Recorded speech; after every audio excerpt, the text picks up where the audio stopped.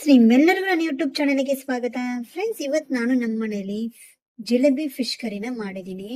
Taste ಮಾತ್ರ super ಆಗಿ ಬಂದಿತ್ತು. ಸಂಡೇ ಹೊತ್ತು ನಮ್ಮ ಮನೇಲಿ ಇವತ್ತು ಏನ್ ಮಾಡೋಣ ಅಂತ ಕೇಳಿದ್ರೆ, ನಿನ್ನಿಷ್ಟ ಏನೋ ಒಂದ್ ಮಾಡಮ್ಮ ಅಂತಾರೆ.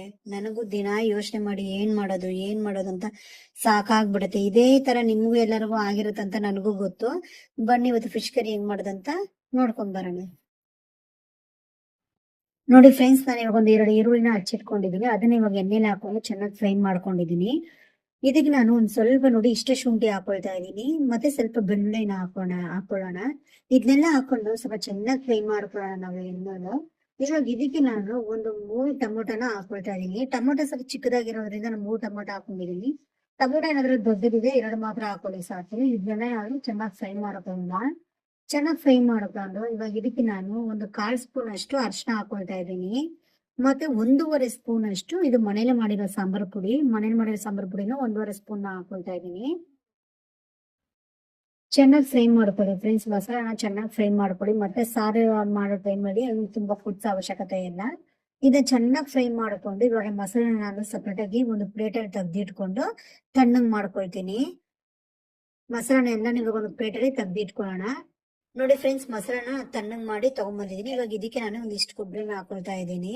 ಇವಾಗ ಇದನ್ನ ಮಸಾಲಾನ ಚೆನ್ನಾಗಿ ರುಬ್ಕೊಳ್ಳೋಣ. ನೋಡಿ, ಅದೇ ಬಾಣಲಿಗೆ ಮತ್ತೆ ಎಣ್ಣೆ ಹಾಕತ್ತಿಲ್ಲ, ಅದೇ ಬಾಣಲಿಗೆ ರುಬ್ಬಿರೋ ಮಸಾಲಾನ ಹಾಕೊಂಡು ಚೆನ್ನಾಗಿ ಫ್ರೈ ಮಾಡ್ಕೊಳ್ತಾ ಇದ್ದೀನಿ. 1-2 ನಿಮಿಷ ನೋಡಿ ಈ ತರ ಚೆನ್ನಾಗಿ ಫ್ರೈ ಮಾಡ್ಕೊಳ್ಳೋಣ. ಇವಾಗ ನಮ್ಗೆ ಸಾರಿಗೆ ಎಷ್ಟು ಬೇಕೋ ಅಷ್ಟು ನೀರು ನಾನು ಅದೇ ಮಿಕ್ಸಿ ಜಾರ್ನ ತೊಳ್ಕೊಂಡು ನೀರ್ ಹಾಕೊಳ್ತಾ ಇದ್ದೀನಿ. ಇವಾಗ ಇದಕ್ಕೆ ನಾನು ಹುಣ್ಸೆನ್ ರಸನೂ ಹಾಕೊಳ್ತಾ ಇದ್ದೀನಿ. ಒಂದ್ ನಿಂಬೆಹಣ್ಣು ಗಾತ್ರದಷ್ಟು ಹುಣ್ಸೆನ್ನ ಹಾಕೊಳ್ಳಿ ಸಾಕು. ನೀರು ಚೆನ್ನಾಗಿ ಮಸಾಲ ಚೆನ್ನಾಗಿ ಕುದಿ ಬರ್ತಿದ್ದಂಗೆ ನಾನು ಇವಾಗ ನೋಡಿ ಫಿಶ್ ನಾನು ಅಂಗಡಿಯಿಂದ ತಂದಿದ ತಕ್ಷಣನೇ ಉಪ್ಪು, ಖಾರ ಪುಡಿ ಹಾಕಿ ಅರಿಶಿನ ಹಾಕಿ ಚೆನ್ನಾಗಿ ವಾಶ್ ಮಾಡ್ಬಿಟ್ಟು ನಾನು ಎಲ್ಲಾನು ಮ್ಯಾರಿನೇಟ್ ಮಾಡಿ ಇಟ್ಟಿದ್ದೀನಿ. ಅದರಿಂದ ನಾನು ಖಾರ ಪುಡಿ ಹಾಕೊಳಕ್ ಹೋಗಿಲ್ಲ. ಇವಾಗ ನಾನು ಫಿಶ್ನ ಇವಾಗ ಗ್ರೇವಿ ಒಳಗಡೆ ಹಾಕೊಳ್ತಾ ಇದ್ದೀನಿ. ಫಿಶ್ನ ಎಲ್ಲಾನು ಒಂದೊಂದೇ ನಾವು ಹಾಕೊಳ್ಳೋಣ.